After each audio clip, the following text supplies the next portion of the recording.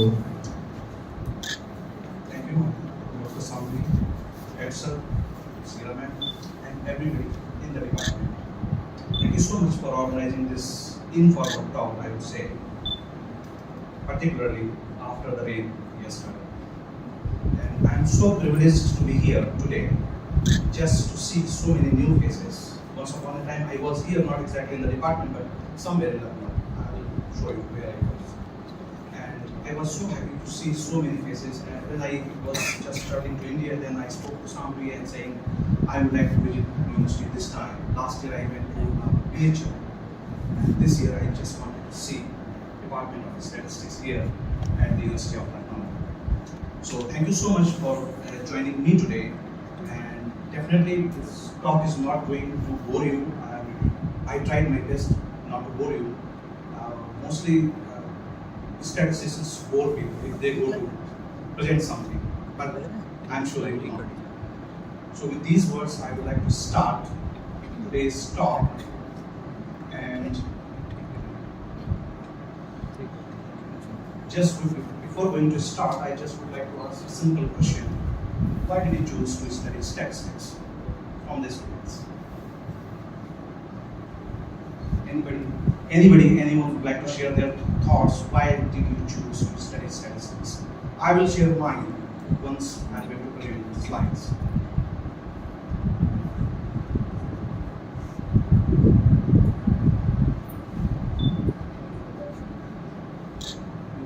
Anybody? Any thought? Any idea?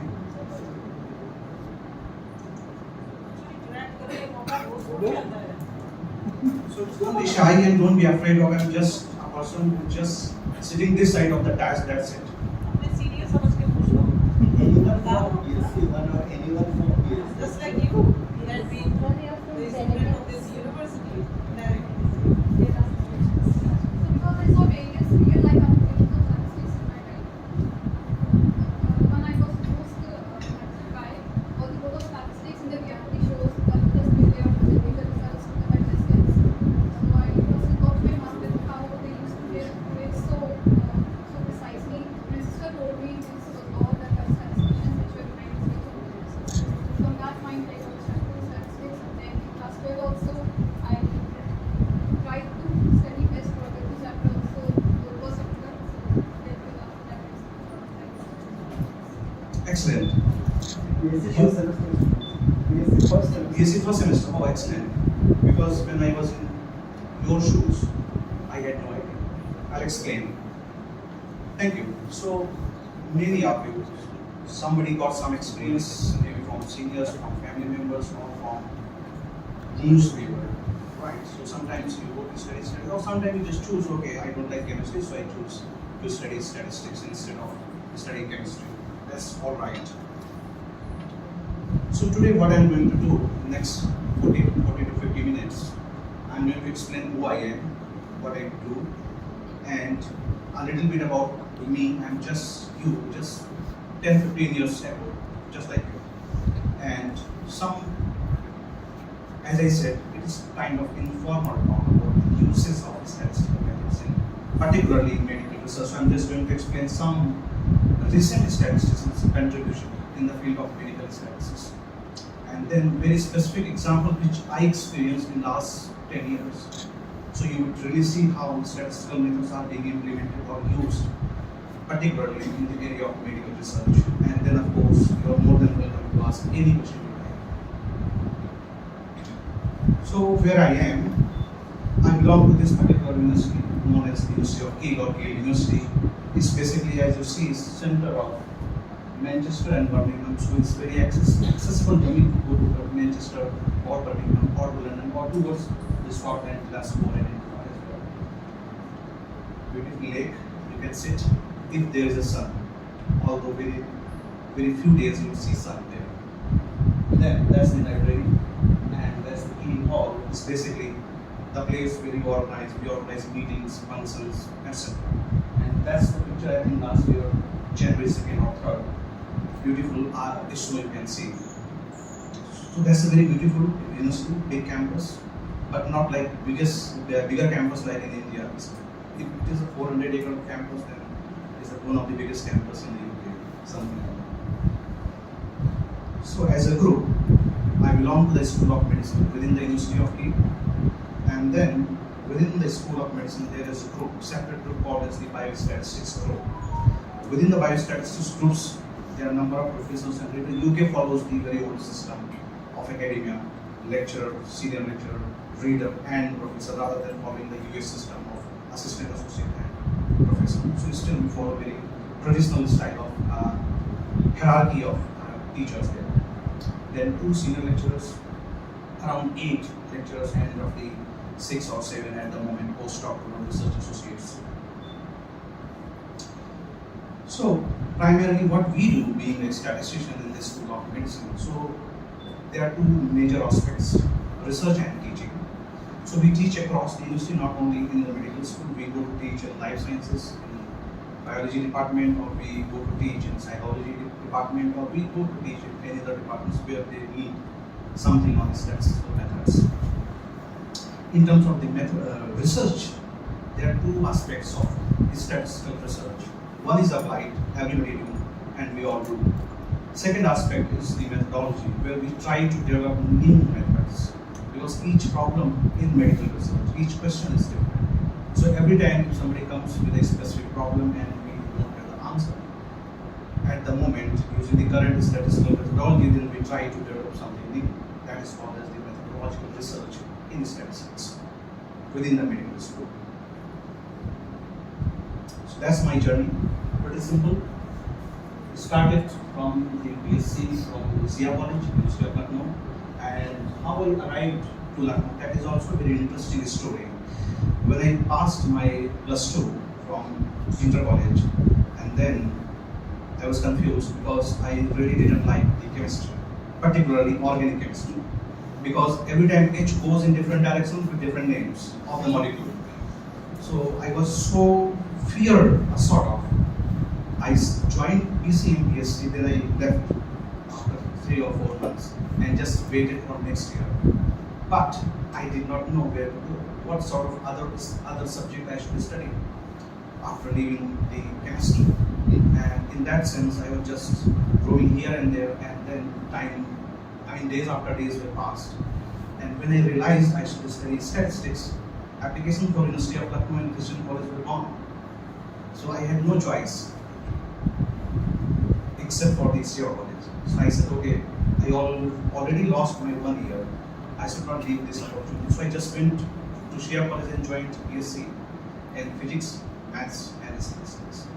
And how I choose statistics is very interesting, because I just read in the newspaper that if you study statistics, you will get a job. That was the basic idea. That's fine. So I spent 3 years studying statistics in hope of that I will be getting a job. That's what everybody do. When you study, you always have some expectations, definitely. And then once I finished my BSc, and my roommate at that time, he went to do MSc in physics. Every of my friends, those who were studying physics, maths, and statistics, all they went to join either MCA or the physics. So I was so confused again. What should I do now? Should go to MCA, just do MCA and get a job, or just wait? Somehow, once my roommate went to BHU for doing BSc in physics, he suggested why not become BHU. Again, time was left. I had no chance to apply that year. And next year, I just applied to the MSc in health statistics that time, because the statistics department I had no idea. And he suggested just go to MSc in health statistics, you will get definite a job. So I decided to go to MSc in health statistics, and just for the sake of getting a job. 2 years of MSc, I learned a lot. That was the actually game changer. Before that, I had no idea that how statistics is going to be used in health. Then I realized I should continue my study in statistics, particularly in medical statistics or biostatistics. After completing my MSc, like everybody, you have two options. You go to pharma or you go to academia. I was fortunate, I got a job in GSK Bangalore that time. I went there, I worked there for 3 days, then I saw myself I am not fit for pharma. So I left that job in 3 days and came back to Delhi again. And and then joined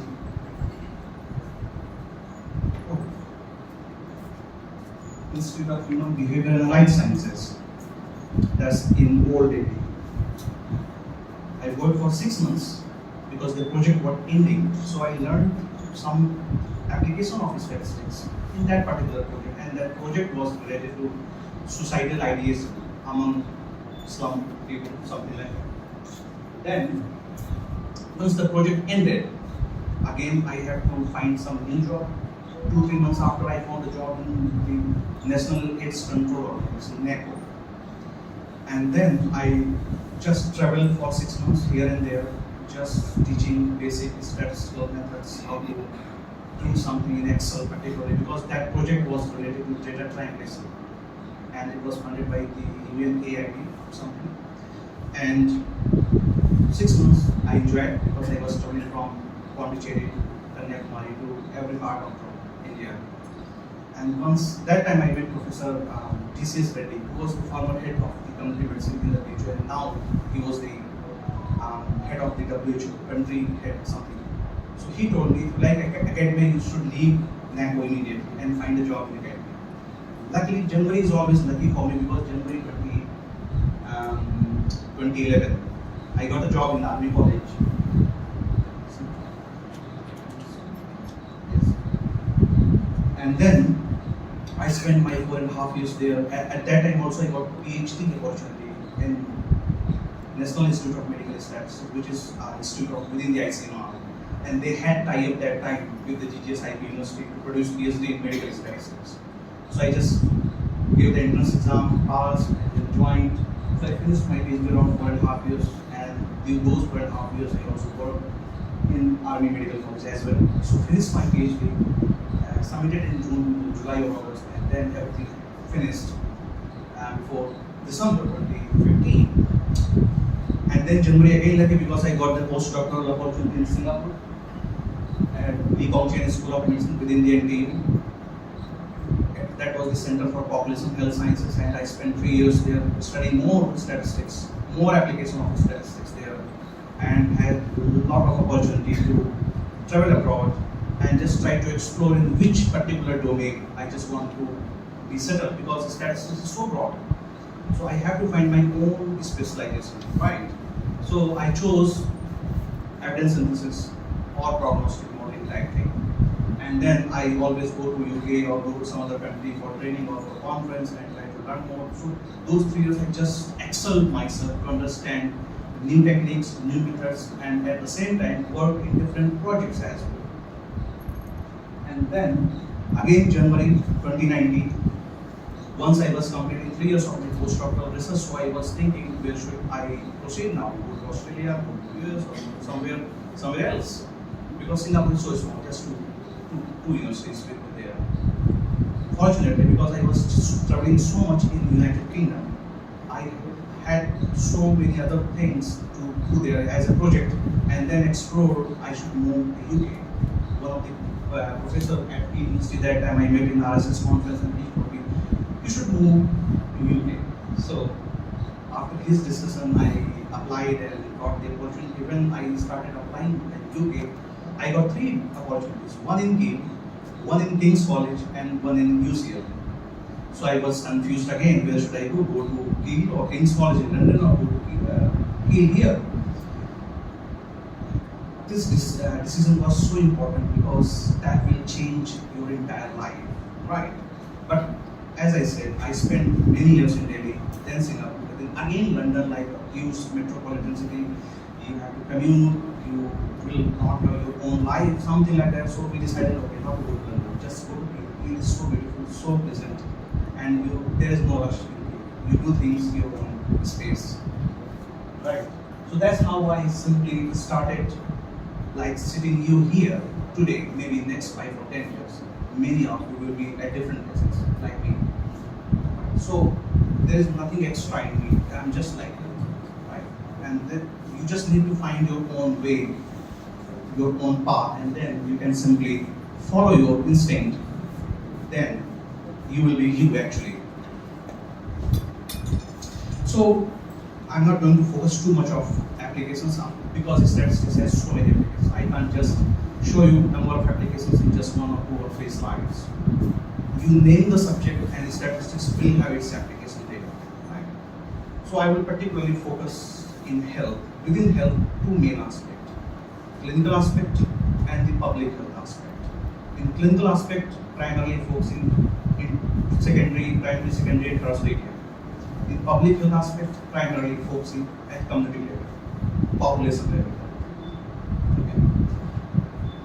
And then once you finish your studies, you can choose, like here, either you go in academia, do academic research, everything is fine, or you go to in pharma, is your choice.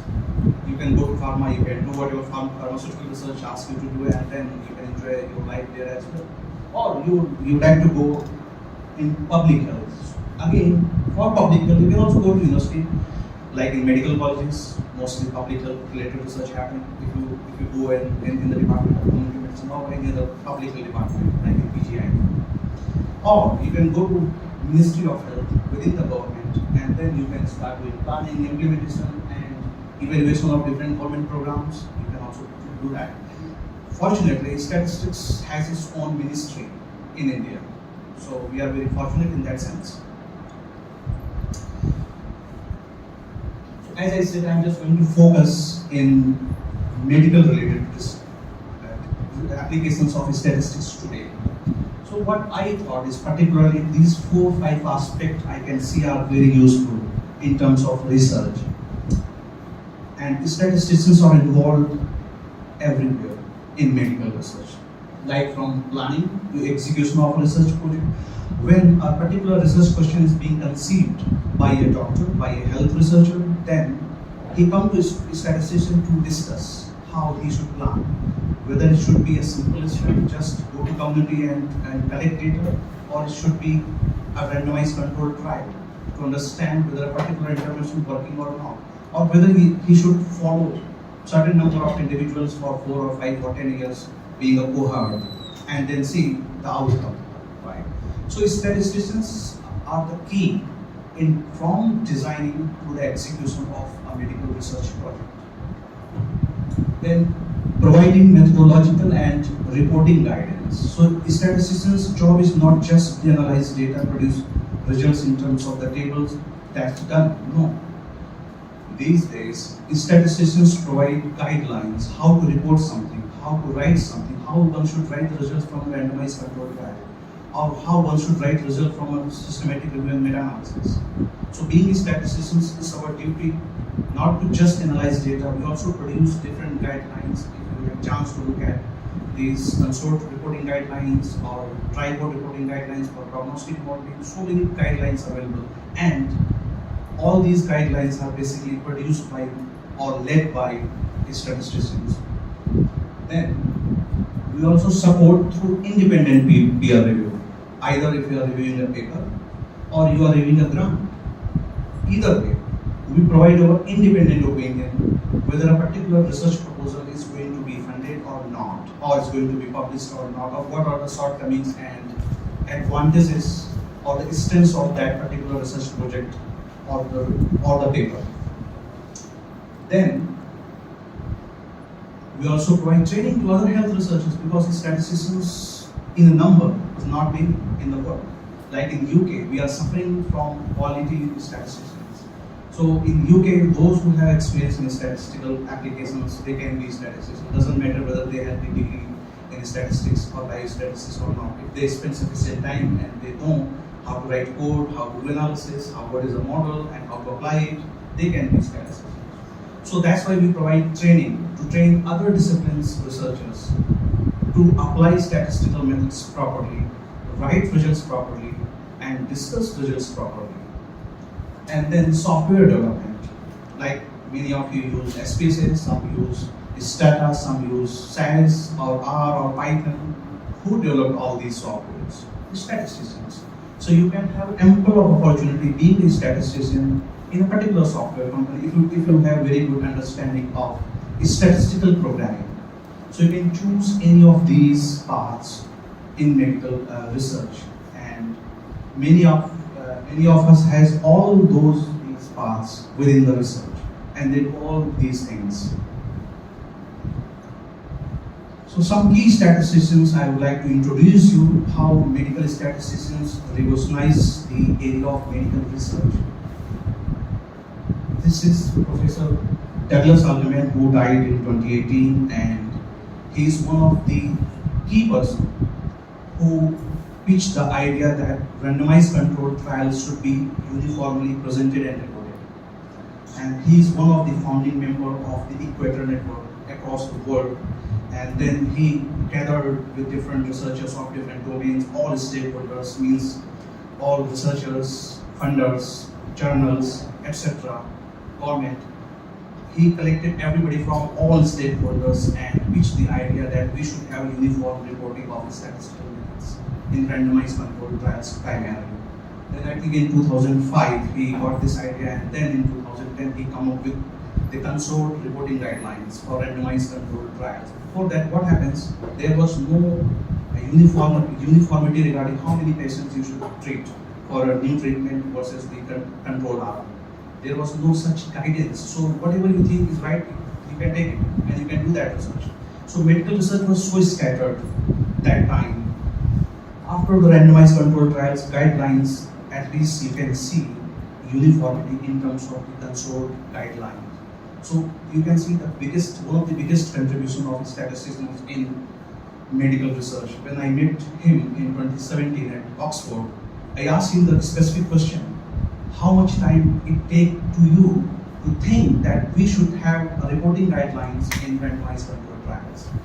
He told me 30 years. Right?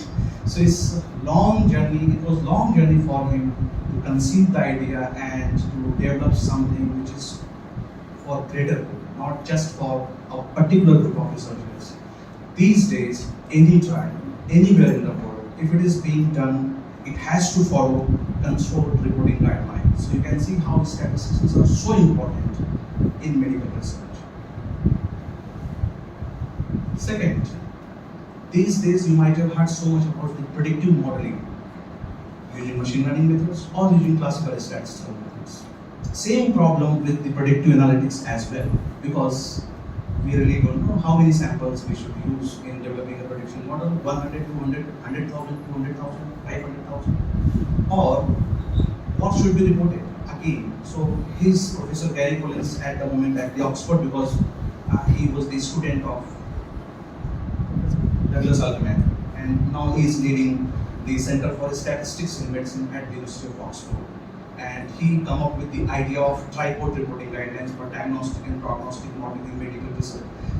You might ask, oh, where do we use these diagnostic and prognostic models? So whenever you go to doctor, they might have something called risk scores, like cardiovascular risk, heart related, or cancer related risk scores. What they do, they got the algorithm behind, and they just put your information like age, like any other, do you smoke, yes, what is your BP, what is this and that. So all those factor information they put there, and then they got the probability of happening of that particular event. It can be death, it can be a complication, or it can be something else. So all these predictive models produce probabilities, and doctors use those probabilities to assess you, me, everybody in the world, whether the person is going to develop something or person is going to have risk of happening something, right? But without having appropriate guidelines, it is very harmful. If doctor misdiagnose you, then you can think of how much he will suffer, right? So that's why he and his team come up with the idea of developing reporting guidelines for predictive analytics modeling in medical research. So tripod is one of them, and tripod is being used for the classical statistical models like logistic regression, linear regression, or survival models. Now his team is developing a tripod AI, artificial intelligence models. So in the next few months, you will see another reporting guideline for, especially for predictive modeling methods for artificial intelligence models like machine learning methods. So you can see how the statisticians are guiding the entire medical research. It's not just doctor who can do research. He needs statisticians to help, not only help, to guide them how to conduct a good research. Okay? These two gentlemen are from the Cochrane. Cochrane collaboration is one of the biggest collaboration in the world for interventions. Means how these treatment-related guidelines are being framed across the world. So Cochrane is basically the name of the epidemiologist in the UK named R.K. Cochrane. In 1996, if I am not wrong, he pitched the idea that we should have very high quality evidence for something. If I say use treatment A or take this medicine, I should have very strong evidence that this medicine is working for you, right? So R.K. Cochrane came up with this idea that we should have very strong evidence. Then only we should produce guidelines for treatment in different diseases. So just on his name, the Cochrane collaboration has been developed in the UK and it was funded by the United Kingdom's government. And this year it completed 30 years, and now funding has been stopped by the government, and then they are finding the other sources. So these two gentlemen, both of them are statisticians. One is Professor Julian Higgins, and second is John Dix. Julian Higgins is the person who developed basically most statistical methods in conducting meta-analysis and how one should assess the heterogeneity, very famous I-square statistic. It was him who developed. So entire this Cochrane handbook for conducting systematic review meta-analysis, he was the main editor. Means a statistician who edited the book, that how to conduct a systematic review meta-analysis, and these systematic review meta-analysis are being conducted by the doctors mostly, because in Cochrane collaboration there are 24 groups. Means for each disease like cancers, and cardiovascular and skin, etc. There are a number of disease groups, and each group conduct research, just trying to find out the high quality evidence for a particular treatment, and they do update their systematic review meta-analysis as well. So once you publish your systematic review in Cochrane collaboration, you have to update it as well. Otherwise, you have to pass to someone else to update it. So every time these evidence they are being updated, and then they are being guided to doctors, and then they can use accordingly. The second person, Professor John Dix, he is in the University of Birmingham, and he basically is the editor of the systematic review of interventions for diagnostic tests. First was just for the interventions, and diagnostic means when you go to different pathology labs for different testings. So say, okay, if your blood pressure is more than 120, you got something. If less than this, you got something. So these sort of diagnostic methods, one should follow the appropriate statistical methodology to give the right decision, right? So that's why he and his team wrote another book in the Cochrane, overall Cochrane, just to guide how to conduct a systematic review for diagnostic research. And at the moment, we are in the part of writing another book, which is for the prognosis research. Means if somebody got the cancer, then what will happen in the next 5 or 10 years? Right? So we should know the prognosis, then only we can produce more new interventions. Okay? So we are writing another book just to guide other researchers, those who are really interested in prognosis research. Prognosis includes prognostic as well. Again, you can see how these statisticians are leading the world in terms of medical research. And everybody those who do systematic reviews, this is the Bible of conducting systematic review, either for the intervention or for the diagnostic test. You have to study these books. Then you should start writing a Cochrane systematic review, which is very good in terms of knowledge, in terms of producing evidence. Two more names. Professor David Cox. Everybody knows Cox regression these days, and this famous regression is basically developed by Professor David Cox, and after his name, that regression modeling is called as the Cox regression. And in medical research, so much of being used this Cox regression modeling techniques.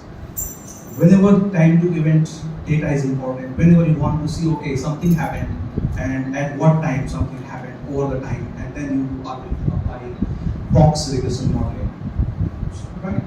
So in 2018, in RSS conference in Cardiff, I went there to present my paper, and I was just seeing Professor Cox was standing just next to one of the book stall, and I saw him, and then I said hello, and then I went for lunch, and after one and a half hour I came back. Again, he was just standing there next to that book stall. So I was curious. I went to him. I asked, Professor Fox, why are you standing for so long here? He told me, I'm just looking at how many distinguished researchers come to big book stall and see these books and purchase these books. I said, why? He said, these days everybody just searching Google for any question rather than reading actual books. I was so amazed with his answer. So, and then it changed. I was also one of the person who just Google things and then find the answer quickly.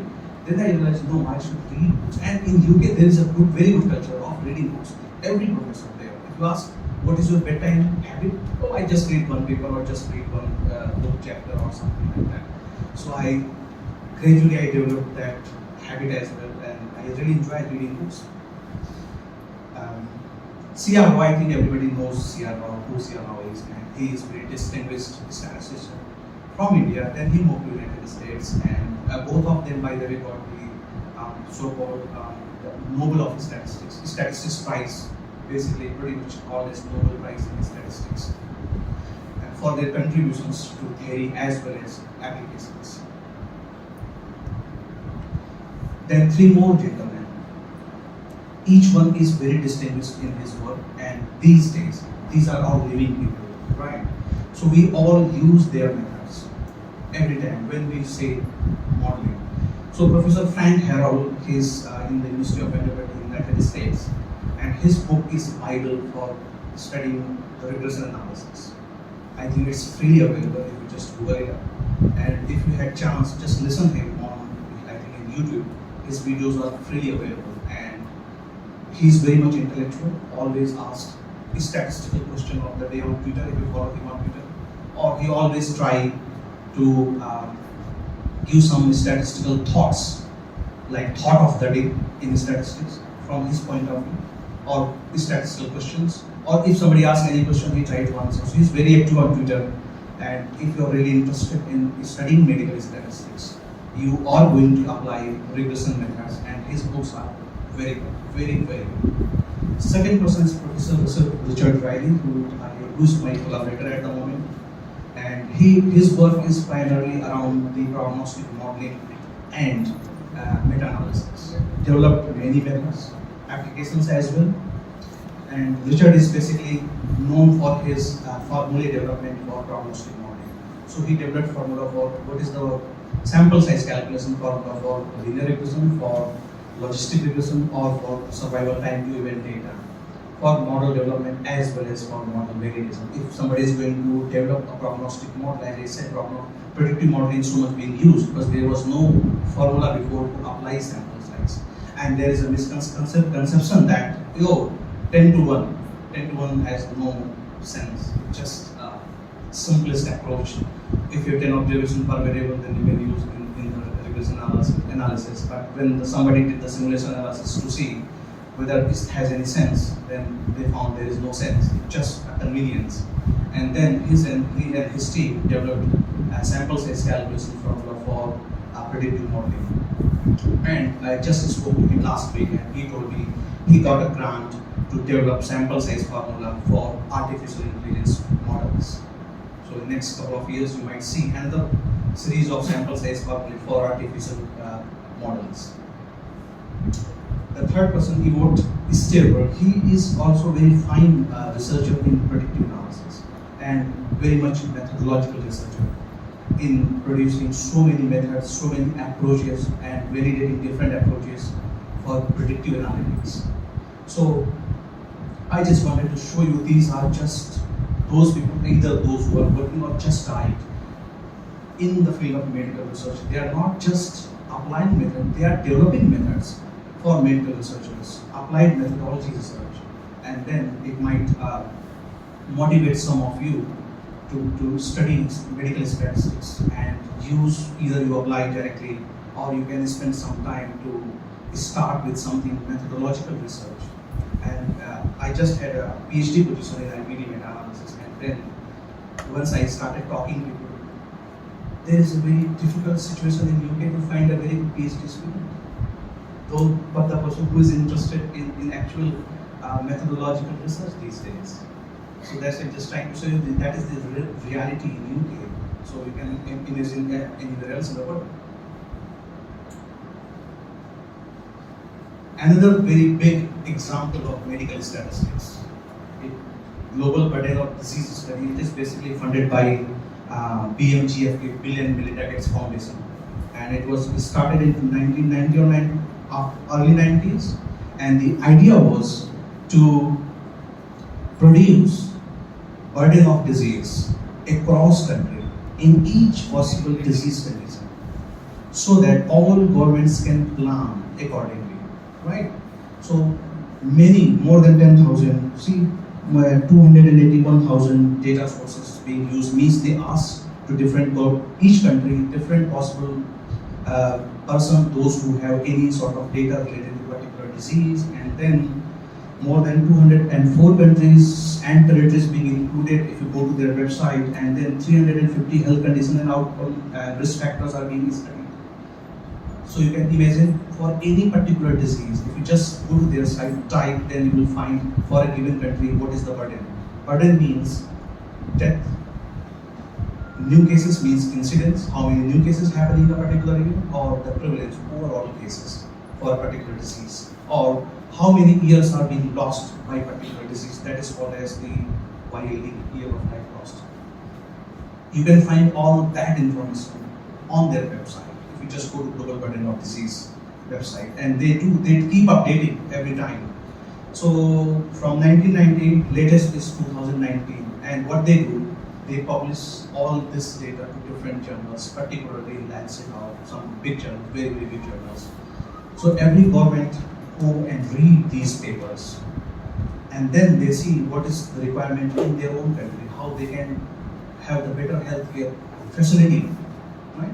So again, this whole methodology, this is not a simple methodology not being here used. They used very high level Bayesian modeling techniques because they got data from different countries, from different sources, so much of heterogeneity between those data sets. So they try to use very high quality statistical methods to produce these estimates for anybody. So, and then now you can see how statistics are being the key in medical research, again in every example here. So in my opinion, I can say statistical methods in medical research, I can say, okay, one part is separately the methodological research, where you develop new methods for medical researchers, and then you can apply these at the planning phase. For example, calculate sample size for a trial or for a cohort study, or how to decide a particular outcome, how much time you need to follow a particular patient. You can, all these things are being discussed at the protocol phase, when the protocol is being developed for a particular study, or the analysis phase. Once the protocol has been done, then you start collecting data. Again, data collection is another statistical methodology, sampling from the hospital. You can use those methods. Once you got data, then you start analyzing your data. Again, so many statistical methods are available. You can apply them. Then, once you got the results from one study, that is not enough, because if one study is conducted in Lucknow at KGMU or at the PGI, and second study is being conducted somewhere in Jibma or in Pondicherry on almost similar topics, and you might find different answers for the same similar question, what should you do? Should you choose the Lucknow study, or should you choose the study conducted in Pondicherry? You can't really choose. So you need to do something else. Again, statisticians come up with the idea of evidence synthesis or meta-analysis. And then they develop the statistical methods, how to use results from 2 or 3 or many more different studies, combine them together, make it much more useful. So evidence synthesis. So being a statistician, we are being used different methods at different stages of research. Okay, so now you can see what we do. We are being involved from the beginning. We analyze data, produce evidence. If evidence is not enough, we go further to produce another high quality evidence through evidence synthesis, or separately we conduct methodological research to answer very specific research questions. I'll show you some of the examples for that. So these were some very generic examples of how statistical methods are being used in medical research, and some eminent personalities you have seen and their work is really important at the moment, and they are all living or just died, and their contribution in medical research is enormous, and it can be very helpful if new generation come up and take over the lead to do something else. What they did in the last 30, 40 or 50 years, new generation have their new thoughts, new ideas, and they can do something different. So very specific examples I chosen, and I'm not going to show you very generic applications of statistical methods. I'm just going to show you what I did in my 10 years, almost 10 years. Not every example, every work I did is going to be presented because it takes so much of time. So I chose something very specific, very different type of application of statistical methods for today. So first, before going to my own examples, I just wanted to see, because that day before study was running, so I was just looking at these slides and I saw, okay, let's see how much regression analysis is being used in medical research. So I just Googled it up and I found PubMed is one of the database where all these medical research papers are being cited. They sit there. Whatever paper you are going to find, you just go to PubMed, just type in Google PubMed. PubMed is owned by the US government, and it's the biggest, largest database of medical research papers. And what I did, I just wrote 3 different words: linear regression, logistic regression, and Cox regression, and searched only in the title or the abstract. When you write a research paper, you have to write title, of course, what is the title of your research. You write abstract, which is the summary of your research, and then the whole full paper. Right?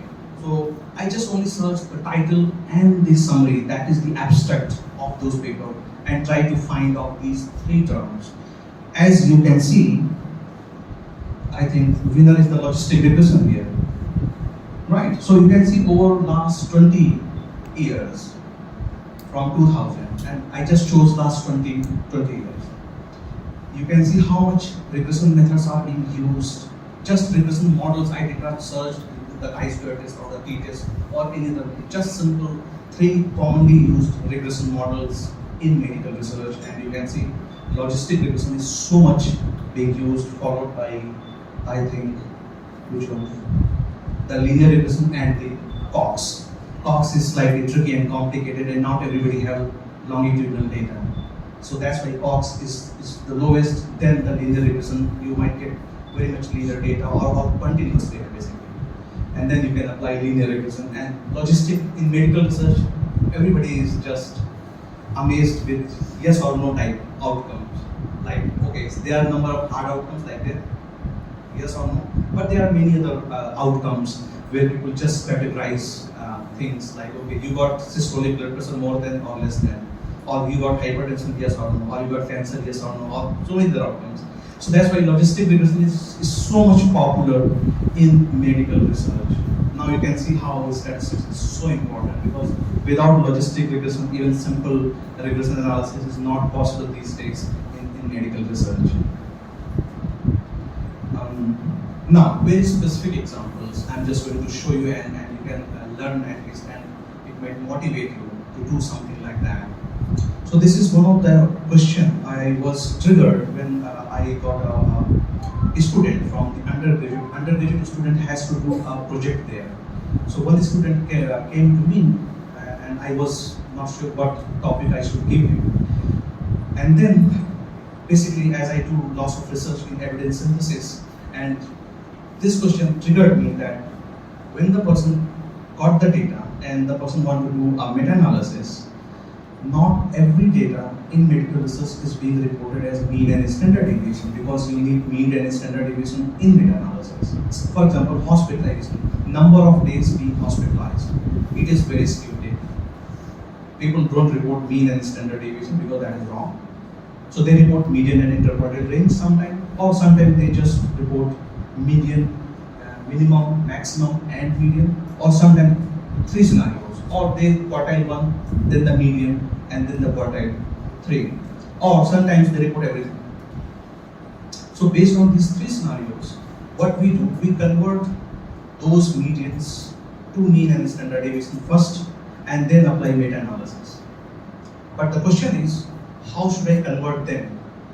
I went to the literature and then I found so many papers, as you can see. All these papers are being published and they suggest, okay, please use my method to convert your medians to mean and standard deviation. And then I was surprised. If a medical researcher is going to Google it up, how should I convert my medians to mean and standard deviation? He might be confused, right? Because every method is there, and he might use method 1 or method 2 or method 3, but we really don't know which method is more efficient than the other method. So I gave this topic to my undergraduate student to just explore what are these methods, what they suggest, what are their merits and demerits, and then how one should apply these methods. So as you can see, each paper got whether all these 3 scenarios are being applicable in each method or not, and how to apply, whether they gave some sort of calculator, Excel based, or they gave some sort of R based, some shiny app to calculate, or it just theoretical, nothing at all. So the student come up with the thesis and suggested, okay, this is what I found, and then I realized, okay, I should write a paper on it to guide researchers. So not every time you need to develop formula. Sometimes you need to guide people how to conduct a research, what is the good approach to do something. So at the moment, just writing this particular paper to medical researchers, what is the best approach and how you should approach when you are going to convert your medians to mean and standard deviations. Then this is the funded projects from the NIHR. NIHR means National Institute of Health Research, like here is ICMR. So we got funding to do something. First paper was one of the project, if somebody got epilepsy or neuropathic pain in diabetes particularly. So this particular drug is being given called as gabapentin. You don't need to remember these names. So there is no evidence that how this drug is being prescribed, because if somebody got back pain, doctors can prescribe this medicine as well, which is wrong, because this drug can cause death. So there is no evidence for this drug, whether how it is being prescribed, particularly in the United Kingdom. So we wrote this project, we got funding, and then we did some analysis, something like that. So my whole idea is what we used being a statistician, not just look at the time series. Every year, number of being person prescribed in last 23 years, we used joint point figures. It is something similar to time series, but good thing is about this joint point regression is you can see when the prevalence means the burden, when the trend is being up or down, whether that is significantly different from the previous point or not. That is the additional beauty in joint point regression. So that is one of the applications of the method in medical research. These 2 different projects we finished recently and published that work by using this interesting approach called joint point regression. So maybe if some of you are doing some of the projects something related to time series, you can also try this approach as well to find out whether something is going up or down and that is significant or not. And that software, if you just type in Google, joint point regression, free software is available from the I think Cancer Research Institute in the United States developed that particular calculator for you. You can simply use it to produce all those plots and all the analysis. You can try it. This is very interesting project. We just started just before the COVID with 3 different universities: University of Kiel, University of Oxford, and the Utrecht University in Netherlands. What we got these days, all machine learning predictive analytics are being quite popular in medical research as well, and people apply them. Even the sample size is 100 or 100,000, doesn't matter. So we conceived the idea how these machine learning based prediction models or these predictive analytics or predictive algorithms are being used, how good they are in terms of using, in terms of applying, in terms of reporting, or in terms of using the board of their results. So 4 different aspects we covered. I will go one by one what those are.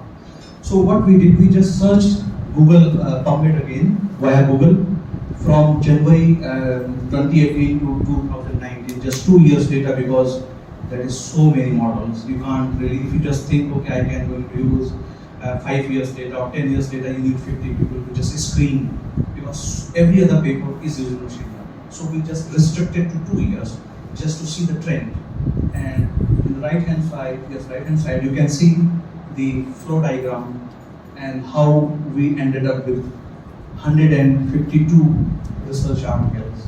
And out of these 152, 58 were diagnostic and remaining 94 were the prognostic models. These are all predictive models. Either you use it for diagnosis or you use it for prognosis.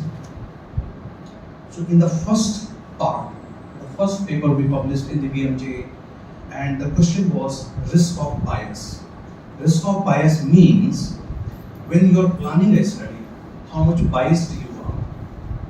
Right? So for example, you didn't calculate the sample size.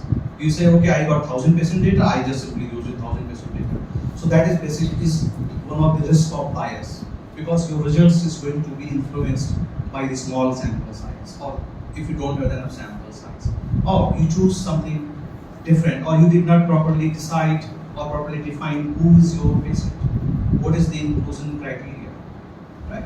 So we studied the risk of bias. There is a tool called as the Probest tool, again developed by these Oxford University people, and they had 22 points in that tool. So we checked for each 22 points whether that question is being answered in that paper or not. Then what we found, most of those predictive modeling studies in medical research, they are at high risk of bias. That means you can't rely on them because of those points. They did not produce sample size, they did not report sample size, or they did not properly provide the inclusion criteria, or they used some false analytic approach, or they did not produce the internal validation or their estimate, etc. So we published this paper in the BMJ. In the second paper, we looked for the completeness of reporting. Means, being a researcher, you need to be transparent and you need to report each and everything, and there is a guideline. That is called as the tripod reporting guideline. Like in trials console, in predictive analytics, it is called as the tripod reporting guideline for the diagnostic and the prognostic models. So we checked again whatever 25 or 30 points in that tool. We checked what is being reported according to those points. And you might ask the question, how should we rely on those tools like the Probest tool or the tripod? So let me tell you, these tools are not just being thought of the one person. They are coming from the group of researchers. All stakeholders, from the journals, from the patient, from the doctors, from the statisticians, everybody are being the part of that group. And then they conduct a Delphi study. Delphi study is basically a type of consensus type study. So they come up with the idea, and then every person in the Delphi group, they are going to be consensus with that. And once everybody is happy with those items, then those items are being considered as a tool for something. So in this case, in the first paper, that was the Probest tool for assessing the risk of bias. In the second paper, we looked for the tripod reporting guideline to check the completeness of reporting of those papers. And again, we found all those predictive models being used in medical research, they are not fully reported. They report what they like, not according to the guidelines. And this paper we published in the BMC Medical Research Methodology. Then two more papers we published from this project. The first one was the overall methodological conduct, whether the sample size was calculated, whether they said we calculated sample size, or whether they said, or in hospital we found 1,000 patients, and then we used everything according to the methodology we just looked at, and we just published those papers as well. Again, poor reporting, again in terms of the conduct of the methodology as well. And the fourth paper was what words they choose for their results. For example, if somebody uses some sort of machine learning method, they say, our novel methods is the first paper in the world saying X biomarker can be used to predict something. So sometimes researchers choose very fancy language rather than evidence-based language. Evidence-based means what you get it from your paper. Use the words accordingly rather than just highlighting so much unreal things in your paper, particularly in title or in the abstract or in the discussion and the conclusion section. So that is called as the spin practices. You just try to publish your paper, just try to popularize your paper by using the wrong words as well. So again, this task was so difficult for us because there is no such guidance on it. So six of us, every time we had to quarrel over whether the particular word is being considered as a spin practice or just a usual practice. But overall, in 2 years, we finally reached at the consensus and then we published this paper as well. So as you can see, being statisticians, what we do, we not only look at the how to apply a methodology, how to report a methodology, how to be a transparent in reporting your paper. So we guide researchers, and after these 4 papers, so many other papers I have seen in assessing in different medical disciplines, like in sports, like in surgery, like in CVD, cardiovascular disease. People started assessing the methodology of those predictive analytics papers published in their own domain of interest. And they come up with, okay, we found reporting is not good in cardiovascular predictive models, or not good in surgical procedures, or not good in radiology interrelated, right? So we triggered other researchers as well to conduct something important, something useful to researchers. So that's why predictive models every day, I think as of now, more than 100,000 predictive models are being published in medical research. And how many of them are useful? Few, very, very few. Just because others are just not being applicable every population, right? Or they are not being developed properly, or they might not have the power to use their estimates. So we have to be very careful, and we have to do something which is useful at least. Publishing a predictive model doesn't make any sense unless it is not being used somewhere. Next project, we just published this paper. This is very interesting paper. Again, we started before the COVID. So one of my friend, he did his PhD. He's from Kerala, but he did his PhD from Melbourne, and he did I think a cluster randomized trial in diabetes patients. So pre-diabetes as a risk factor for diabetes or not, something like that. This was the work was. We conceived the idea that his trial was showing something, but another trial in another part of the world was not showing the significance result. So he was puzzled because he used more than 400-500 people and really 3 or 4 years, 3 years trial. And then he was puzzled that, okay, whatever I did, it doesn't make any sense because his results are not going to be useful, because if another trial is saying results are not significant, then what? So we come up with the idea that we should conduct an IPD meta-analysis. IPD means individual participant data meta-analysis. Means whatever trials are done in different parts of the world, we contact them and ask for the raw data from them. So of course they will not give us a complete raw data, they will only give specific variables from their data. So we started this project and asking those trials. So there were 5 trials published on this particular topic. Out of those 5 trials, 1 trial is just finished, means the data has been destroyed in Japan. So we only left with the 4 trials. So all those 4 trials, we gathered individual level data, what we required, and then we conducted this interesting study, and we just published in Diabetes Care. And what we found is very interesting. We found it's working with the specific subgroup of the paper, not with the entire population, means the entire sample.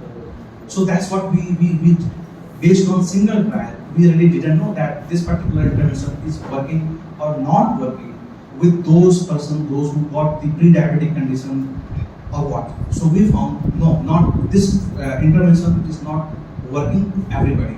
It's only work to a subgroup of people. So by this research, we know.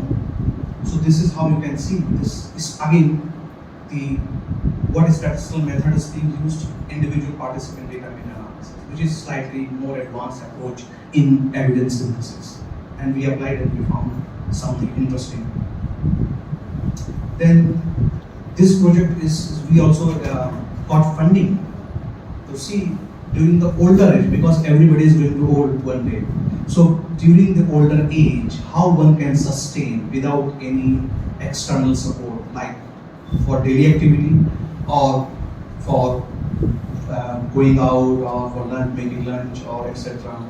So we conceived this idea to conduct another high quality evidence synthesis method called as the network meta-analysis. And what is the beauty of this approach, you might ask? Beauty is, for example, we compare A versus B in one study. Another study we compared B versus C, but we did not compare A versus C. By using this statistical approach, we can indirectly compare A versus C, and this approach is called as the network meta-analysis. What we found, more than 100 randomized controlled trials, and these interventions are so complex because it is about the sustainability in the older age. So these interventions might be educational support, or they might be a combination of psychological support plus medicine, or they can be a combination of so many different things. So in this very large study, more than 100 trials, more than 3 time points, because each trial is being assessed baseline 6 months, 12 months, 24 months, or 36 months, or 5 years. So more than 3 time points, more than 100 trials, more than 10 outcomes. So it is so complicated and so time consuming study, and we finally finished this particular project as well and submitted in the PhD for publication. So again, point here is the statistical method that is being used is network meta-analysis.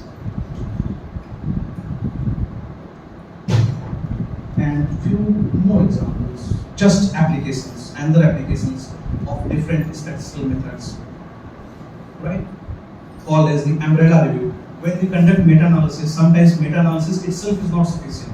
So we do meta-analysis of meta-analysis. Another evidence approach, high quality statistical method. Right? So many projects, something like that we did in last 5 or 10 years. So being a statistician, you learn, you apply, and you move forward to learn new method. Over the time, so many new methods are coming, like machine learning methods these days, and then you apply another method, right? So I just not going to bore you again. Randomized control trials, for example. So we all like to do randomized control trials, being a statistician. But problem is with randomized control trials, it takes time, 2-3 years to conduct a trial. Okay. One or two more examples, and then I'm done with all these applications of statistical methods. One of the example is the propensity score method, very popular method in statistics. When you don't have a proper comparator group, what you do, you match individuals and find out the common people between those two groups and then compare them. In randomized control trials, we make two groups of comparable and then conduct the study. But in observational studies, it's not possible sometimes. So what we do, we find people in the study group and in the control group, and then we match them based on some statistical method known as the propensity score matching approach, and then we conduct the study. Factor analysis, you might have heard the multivariate analysis, and within that, you can apply principal component analysis or factor analysis to answer very specific questions. I think yes, that's it. So these are the papers I just wanted to show you regarding the sample size calculation for predictive analytics by using the classical approaches like logistic regression or Cox model. So this is the group who developed these sample size calculation formula and published, and now everybody, those who are going to develop these predictive modelings, they use these papers as a reference to calculate sample size for that. And I think just one more example, and then I will conclude the whole thing. So in medical research, medical education is important because how a doctor are being trained is very important, because they are going to treat patients, and doctors' education is also very important. So there are a number of trials are being done how to educate doctors. And those doctors, those who are educated, they should be well educated based on whatever anatomy or surgery or whatever it is. So we conducted a study to see how the training approach that is being used to train these doctors, how good they are, whether how good they are in terms of using these psychological approaches. Because psychological theories are being behind the scene of these medical education or any education in the world. So what we found these trials, those who they are being used to train these doctors, they are not very well planned. There are something lackness in their digital health interventions. But anyways, these are just some examples. I just wanted to show you what we do as a statistician. Sometimes we apply method, and sometimes once we got some new idea, we try to develop some new method or just try to guide researchers. And I think I should stop now without boring you further. So I just want to stop it just by these words from Professor Douglas Saltman, that we need, in particularly in the medical field, we need this research, we need better research, and research done for the right regions. I think I should stop now, and thank you.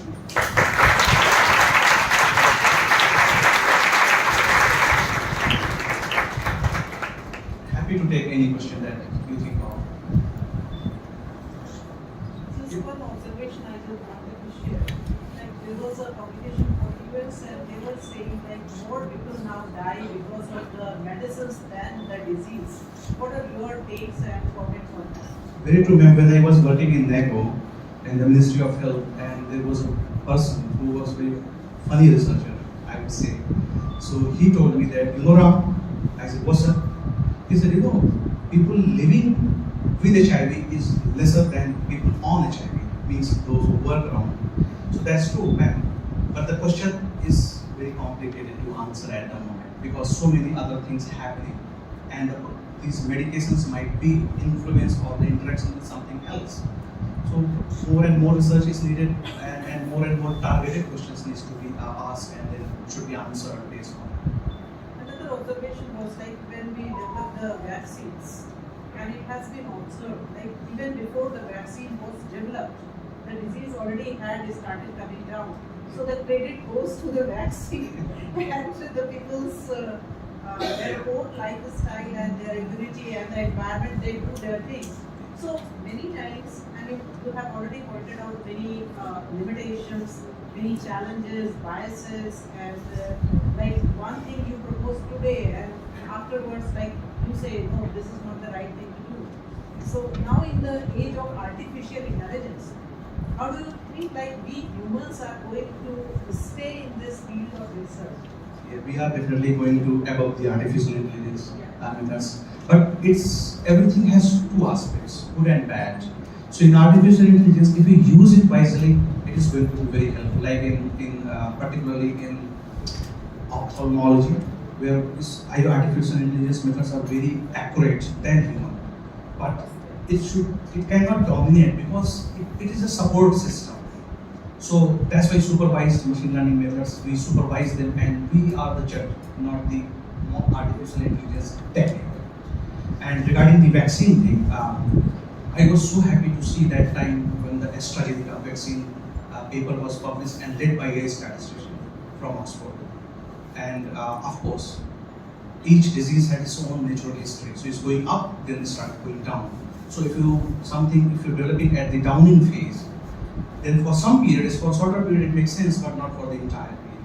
So of course, every time you need to update, you need to keep moving, and you need to update research every time. Yep.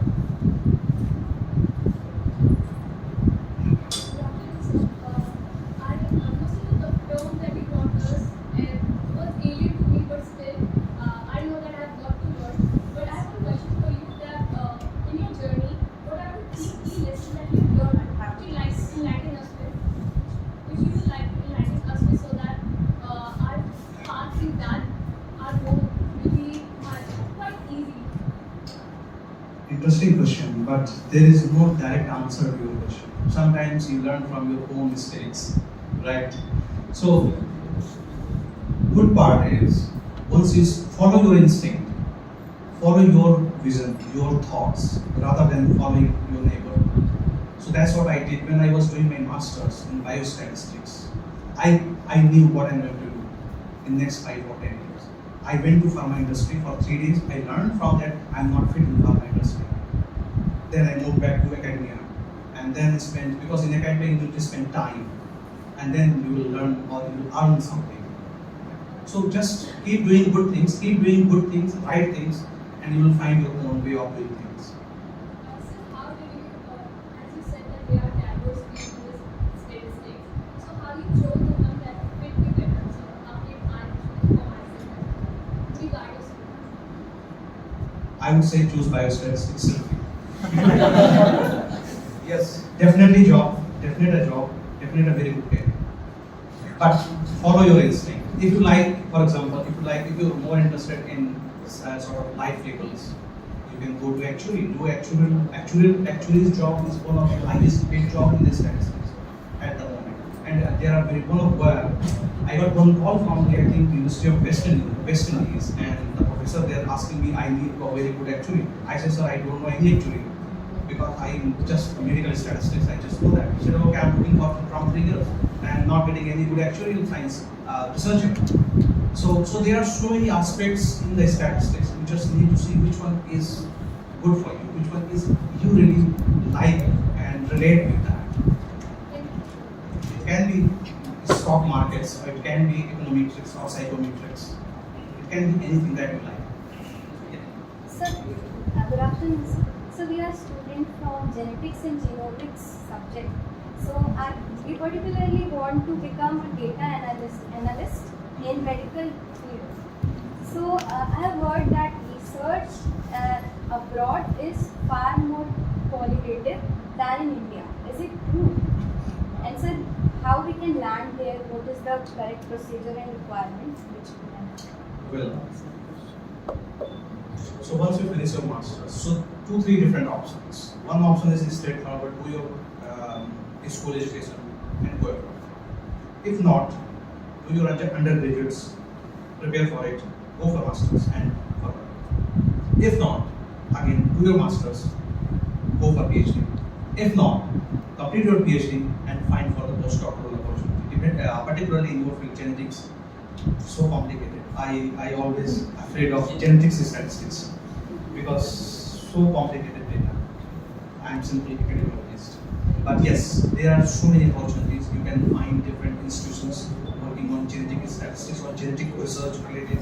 You just need to sort it out and look at what they want actually, what particular domain they are doing research, and then you can excel yourself in those domains just to prepare. Because in foreign countries, one thing I would really like to tell you is what I want, I just need person who can do that.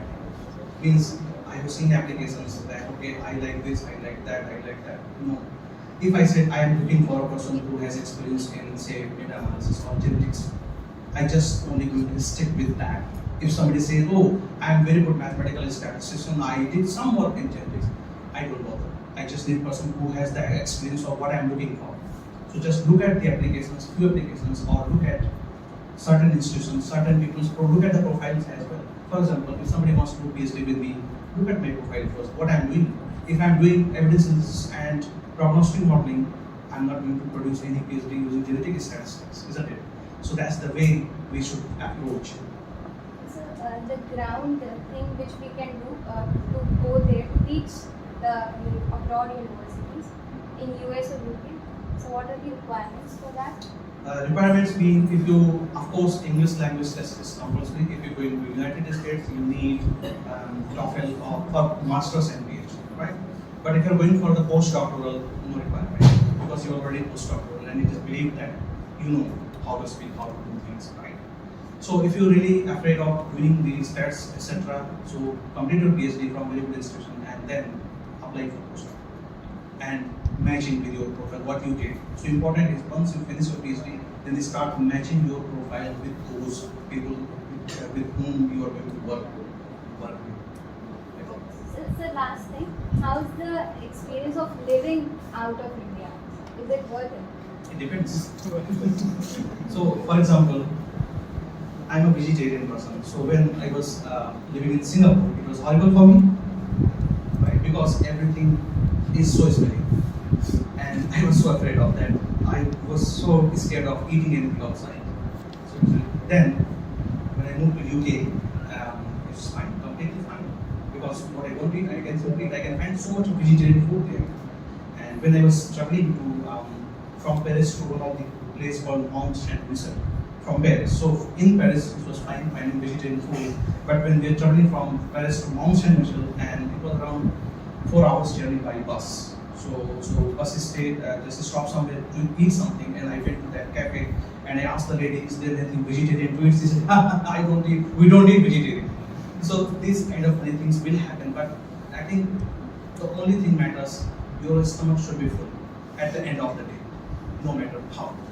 Yes. Right? So you can live and working from working point of view, very professional, working outside, and I don't see any problem. If you just focus on your work, you will be so well-known person and experience. Yes. So the scholarships which are available. Yes, there are many scholarships there, but I can't give you the exact answer because each university has a different aspect. So some universities have started called chancellor's scholarships or different names of those scholarships. So either you can go to that route, look at the scholarships for masters or for PhD, apply that, fight with other applicants and get that. You will get it. Or another approach is you go and if, for example, you get the master's admission and you earn or means from the family, you can get some support, and then once you reach there, you can apply some more scholarship there. So it really depends how you are going to plan. If you get a scholarship, fantastic.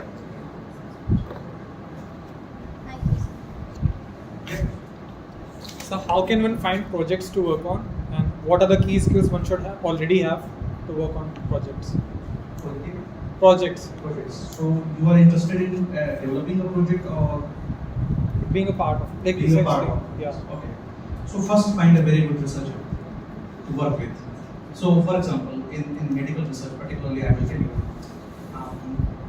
when I started working at the Army College, so Army setup is different, everybody knows. They yes, colonel, so many different type people come and some of them are very good in research and some of them just, okay, I want this because being a lieutenant general, their attitude is I want this.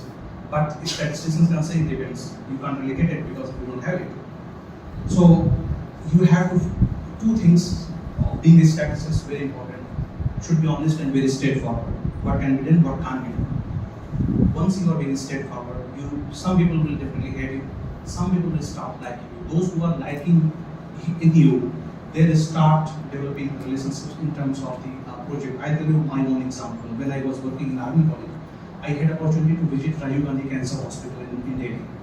So I was just visiting a statistician there for once a week or something like that. And then sometimes people just come for statistical support, like, okay, please calculate the sample size. Because of a visiting person, I just do that. And sometimes, oh, I want this analysis. And I want the exact analysis like in this paper. I say simply, okay, if you something like this, so then do it. Because the paper is in front of you, you just simply follow that paper and do analysis. So some people start hating, some people start liking this approach. And then I develop a very good relationship with a person there in radiology. And after so many years, we still friend and we still write papers. So this is how you can start things. And for exact answer to your question is, look for the opportunities if you are interested and in being involved in the project. Like in sometimes number of projects come, different medical institutions, different government research organizations. Just look for it, apply for it, and go for the interview. Once you get it, you start experiencing things there, and then you can explore your own apply. How to apply for postdoc? Yeah, what are the different types of they require certificate for different documents, so how to share that? Just follow me. Simply, when I was submitted my PhD thesis in June or July 2015, I started applying wherever I see a postdoc position. Then the university website or University website, always on university website. And then I applied more than 100 postdoc positions, and I got only one. so for the different platforms like LinkedIn or Yeah, of course. Use social media like LinkedIn, and in LinkedIn you can connect with different professors, and sometimes people put, okay, we got position, we got postdoctoral research, associate or postdoctoral research position, something like that. So just follow those patterns, follow those people, and you will find.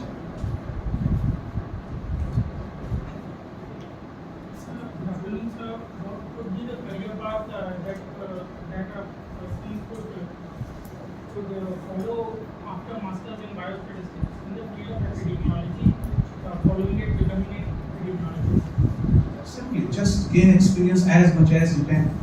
So once you finish your masters, start working somewhere, some organization in biostatistics or epidemiology field, and then try to establish your own umbrella of research, what you like. Because epidemiology itself is so big. You might be interested in diagnostic research, or you might be interested in pure observational research, or you might be interested in clinical trials, etc. So once you start working, you will start feeling yourself what you like and what sort of people you want to be work with. Just start connecting with the others, and you will find your own path.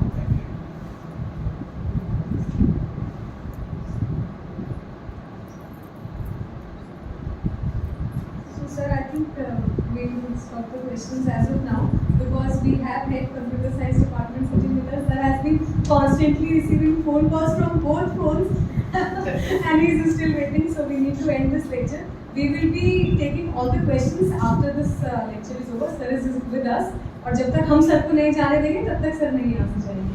So any other questions that you have, we will be taking them after the lecture. So Rajesh sir, any comments you want to make on this? No, it's actually it is my, as far as this medical statistics is concerned, this is I say this is my first lecture I am attending, and recently I got a data from one student. She is doing another MD in pathology, and I got that most of the time I did research on agricultural statistics, and it is application of the statistics in agriculture, especially in India or all over the world, is the highest use. And as far as the medical statistics, I got the one data from that, and I could not justice with that lady. So this is the data, and I want to know what type of analysis we can do. Last month I got. This is the tumor. This is literacy data. And she is working last 2 years in that department, and she is getting the patients regularly last 2 years. Out of I think more than 1,000 patients, she got 100 suspected cases of different type of literacy, and she gave this data. What to do now? So one way is either to give the result in terms of percentage, or something can be do with this district. Sir, my simplest answer is ask her what is your research question. So whether she want to compare something. No, she is doing this leprosy cases, study the leprosy cases, leprosy status in Lucknow. Okay. So basically, she just try to find out the burden of leprosy. And which leprosies there were several type of leprosy cases is there. So whether it is increasing or decreasing during last 4 or 5 years. So that was the data. So still I am keeping with this overview I have presented, I have given. But he needs to do some statistics, application of statistics in such type of way. Because this is the first case of medical statistics with me. Otherwise in agriculture I have done lot of. Starting point is like this. Can we conclude with this data that which literacy is highest? We can conclude whether the different type of literacy cases are increasing or decreasing in Lucknow. That he wanted, that she wanted from me.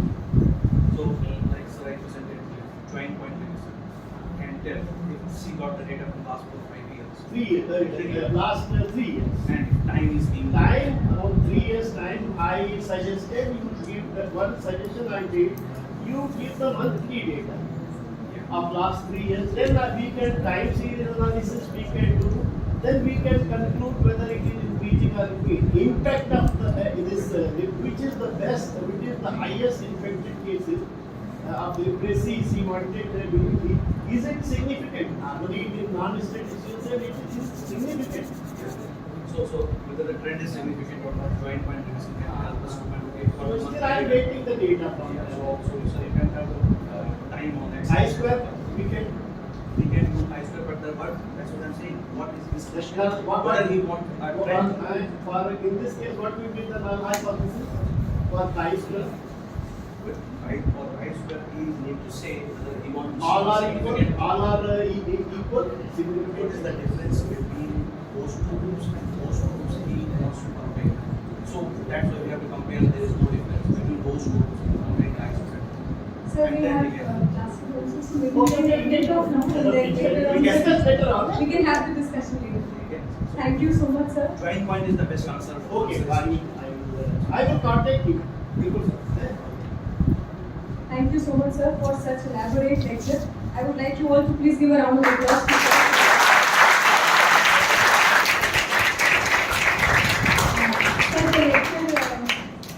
The lecture right from the beginning, starting with the very basics, also covered the advanced topics of statistics and its use in the medical research. So, sir, we'd like to congratulate you for such wonderful lecture and also look forward for more such kind of interactions and guidance to our students. So, I would like to request now the head of the department, Professor Masood Siddiqui, sir, to please present a small token from our side to sir. And a certificate. Yes, sir. Sir had took off his shoes for the lecture, so please. The certificate also.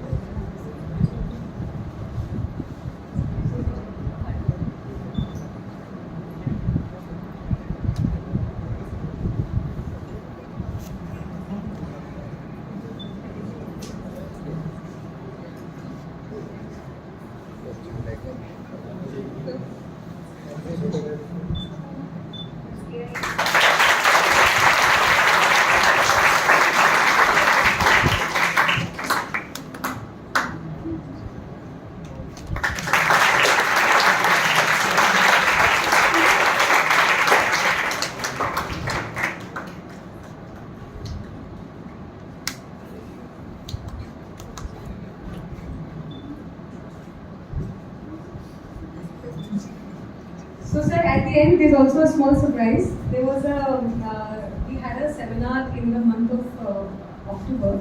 It was a funded project by Center of Excellence. Ashok Kumar was the principal investigator of the project, and it was for agriculture and sustainable agriculture and its use statistics, how statistics could assist in providing sustainable agriculture.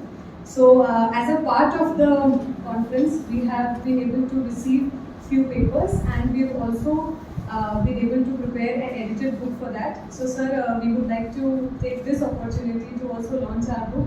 We have with us Head Department of Zoology, Professor Sangeeta Rani ma'am, and we also have with us Head Department of Computer Science, Professor Puneet Mishra, sir. We have Professor Shailin Malik ma'am.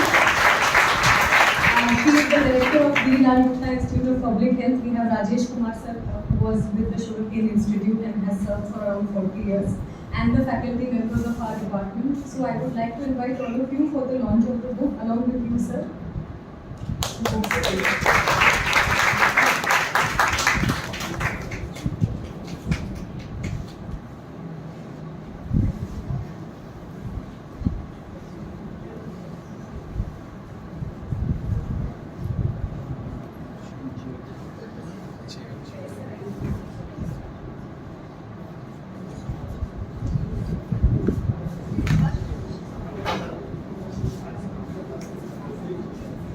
You can step down if possible.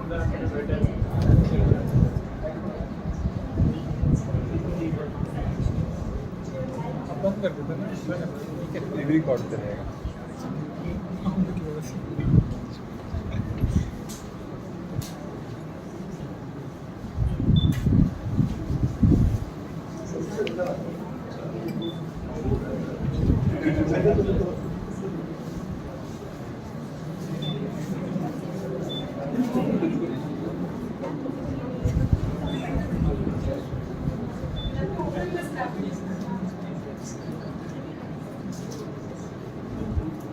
We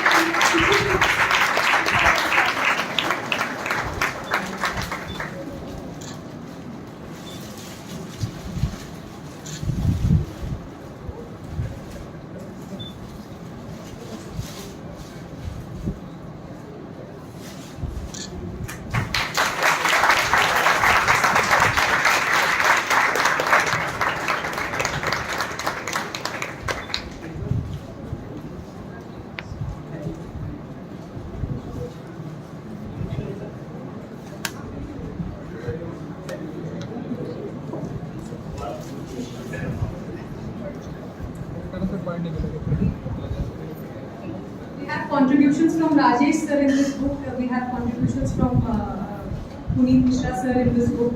And then students from our department, Sampunanand, Priyanka, Shalini, Professor Sheila Mishra madam's paper is also in this book. So a big round of applause for all those who contributed.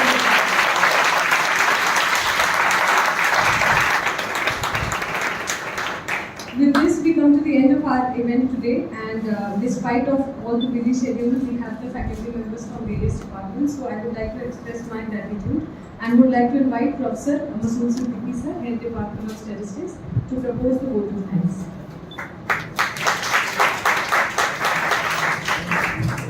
Thank you, Shambhavi, Dr. Rajbhai, and all the dignitaries present in the hall, as well as my dear students.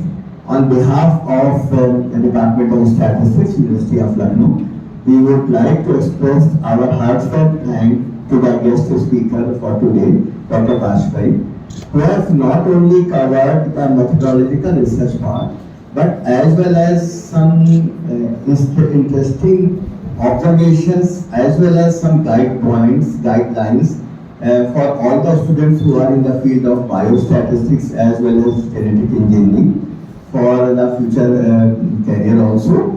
And hopefully all of us have got something for all of us in one domain or another. So thanks a lot for the session, and thanks for accepting our invitation for the talk.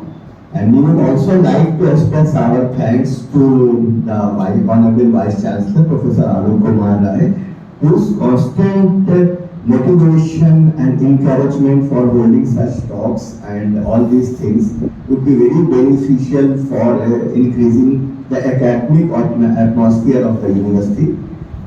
We would like to thank all the colleagues from the other departments as well as the colleagues from my department for sparing their time and to be present in the seminar. We would like to thank all the PhD scholars for all the work that they did for making this seminar a success, as well as all the staff members of the department. And finally, the students who are the patient listener for all the proceedings. Okay, thank you. Thank you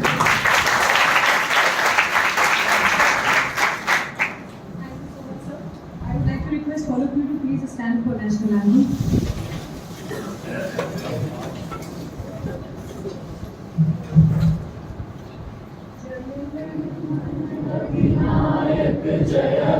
Bharat भाग्य विधाता, पंजाब सिंध गुजरात मराठा, द्राविड़ उत्कल बंगा, विंध्य हिमाचल यमुना गंगा, उच्चल जलधि तरंगा। तब शुभ नामे जागे, तब शुभ आशीष मांगे, गाए सब जय गाथा। जन गण मंगलदायक जय हे भारत भाग्य विधाता, जय हे